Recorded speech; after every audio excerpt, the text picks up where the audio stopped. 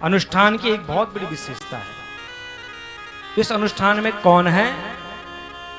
कथामृत रसस्वाद कुशल सोनको ब्रवीत। शौनक जी, शौनक जी बहुत विद्वान हैं, ऐसे वैसे नहीं है।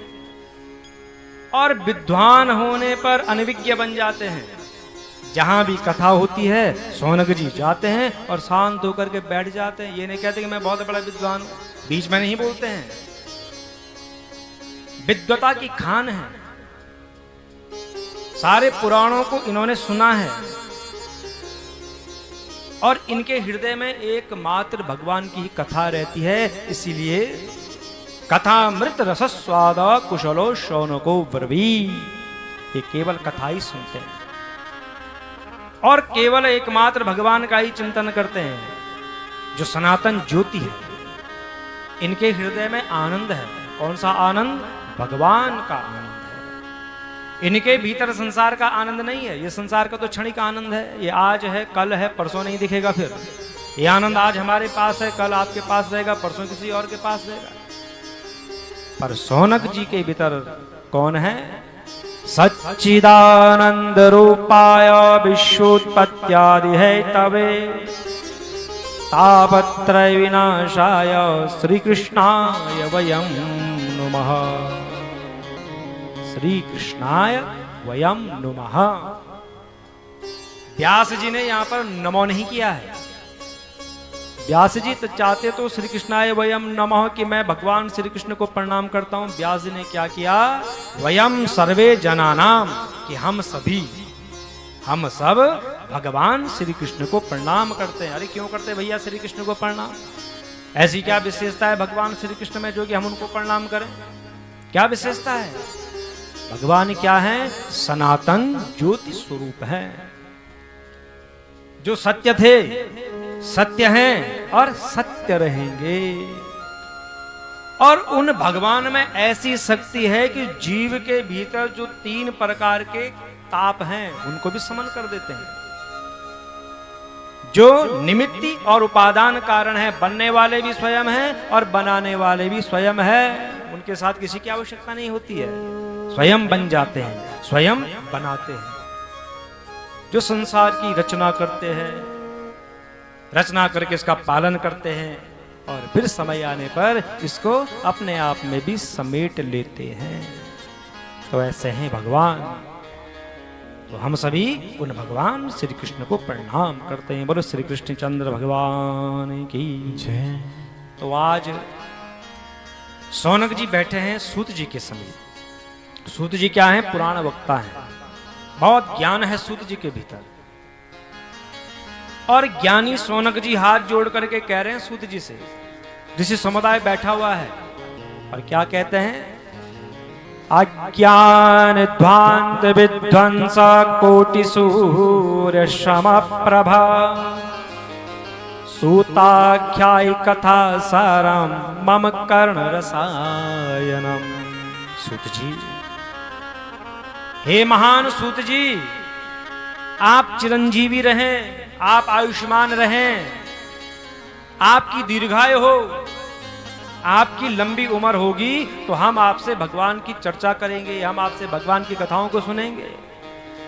आपके भीतर जो ज्ञान है ना, वो करोड़ों सूर्य के समान है। आपका ज्ञान ऐसा साधारण नहीं है, आपका ज्ञान करोड़ों सूर्य के समान है।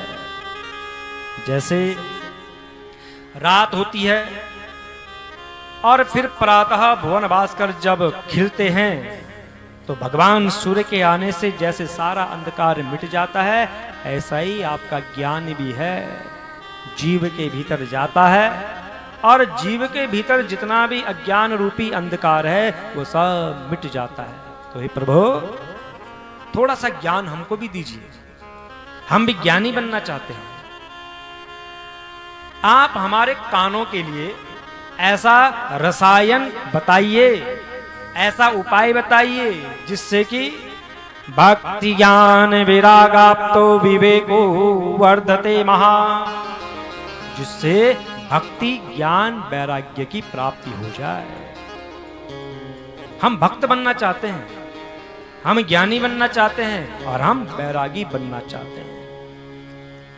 क्योंकि एह घोरे कलो प्रायो जीवाश्चा सुरताम गता क्लेशाक्रांत शतशेवा शोधने किम परायण। हे महाराज, इस घोर कलिकाल में जीव विवेकहीन हो गए हैं और स्वभाव उनका असुरों जैसा हो गया है। तो हम चाहते हैं कि उनका कल्याण हो। उनका कल्याण कैसे होगा प्रभु? आसुरी स्वभाव के हो गए हैं, भक्ति नहीं करना चाहते हैं, विवेकहीन हो गए हैं। तो आप ऐसा उपाय बताइए जिससे कि उन जीवों का कल्याण हो जाए। और सुनिए, एक बात और करनी है आपसे हमने। श्रेयसाम यद भवश्रेय पावनानां च पावनम कृष्ण प्राप्तिकरम शाश्वत साधनम तद्वदाधना। और महाराज, हम केवल ज्ञानी ही नहीं बनना चाहते हैं, हमें केवल विवेक ही नहीं बनना है, हमें बैरागी ही नहीं बनना है। हम चाहते हैं ऐसा रसायन हो, ऐसा उपाय हो कि भगवान श्री कृष्ण के दर्शन भी हो जाएं। क्या सरल है। संसार नहीं माना, धन नहीं मांगा, दौलत नहीं मांगी, क्या मांगा कि हम भगवान श्री कृष्ण का दर्शन करना चाहते हैं। तो ऐसा साधन बताइए, ऐसा उपाय बताइए जिससे कि कलयुगी जीवों का कल्याण हो और भगवान श्री कृष्ण के दर्शन हो जाएं। चिंतामणिलोक सुखम सुरुद्रुह स्वर्ग संपदाम पर्यच्छति गुरु प्रीतो वैकुंठम योगी दुर्लभम। हमें चिंतामणि भी नहीं चाहिए। क्या कह रहे हैं सोनक जी? ध्यान दे करके सुनना कि हे सूत जी, हमको चिंतामणि भी नहीं चाहिए। एक मणि होती है जिसका नाम है चिंतामणि। अब ये मणि कैसी है, ना हमने देखी ना आप लोगों ने देखी, पर होती है।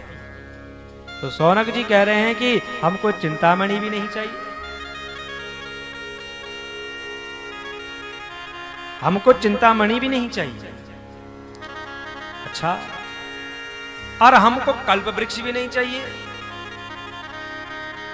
तो सूत जी ने कहा, भैया तुमको चिंतामणि भी नहीं चाहिए, तुमको कल्प वृक्ष भी नहीं चाहिए, तो फिर तुम्हें क्या चाहिए?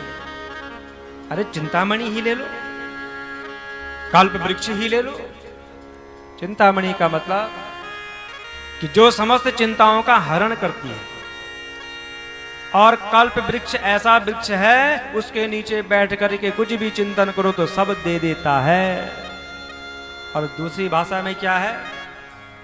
चिंतामणि जो केवल चिंता ही करता रहता है, कल्प वृक्ष जो केवल कल्पनाओं में ही खोया रहता है। तो सोनक जी ने कहा हमको चिंतामणि भी नहीं चाहिए, हमको कल्प वृक्ष भी नहीं चाहिए। तो सूत जी ने कहा, भैया फिर क्या चाहिए तुम बताओ। तो क्या कहते हैं सोनक जी? पर्यच्छति गुरु प्रीतो वैकुंठम योगी दुर्लभ। हमको गुरुजी चाहिए, हमको आचार्य चाहिए। अगर गुरुजी मिल जाएं, सदगुरु मिल जाए, तो वो क्या करते हैं? भगवान का वैकुंठ धाम दे देते हैं। बोलो सच्चिदानंद भगवान की जय। हमें कृष्ण चाहिए, हमें गुरु चाहिए, क्योंकि गुरु ही भगवान के दर्शन करवाता है। आहा, प्रीति शौनक चित्ते ते यतो वचन विचार्य च। शौनक जी की वाणी को सुनकर के सूत जी मुस्कुराए, बड़े आनंदित हुए और बोल पड़े, सर्व सिद्धांत निष्पन्नम संसार भयनाशना। शौनक जी, तुम्हारे हृदय में भगवान के प्रति बहुत प्रेम है, इसलिए हम तुम्हें संपूर्ण सिद्धांतों का निष्कर्ष सुनाएंगे। हम तुम्हें छोटा मोटा ज्ञान नहीं देंगे, हम तुम्हें संपूर्ण सिद्धांतों का निष्कर्ष सुनाएंगे जो जन्म मृत्यु के भय का ही नाश करने वाला है। भक्त्योगः वर्धनम यच्च कृष्ण संतोष हेतु कम तदहम ते विदश्यामि सावधानतया शृणु। सौनक जी, ये निष्कर्ष ऐसा है, ये साधन ऐसा है जो भक्ति के प्रभाव को बढ़ा करके और भगवान श्री कृष्ण के दर्शन करवा देता है। जो भगवान श्री कृष्ण को प्रसन्न करता है, मैं तुम्हें वो साधन सुना रहा हूं।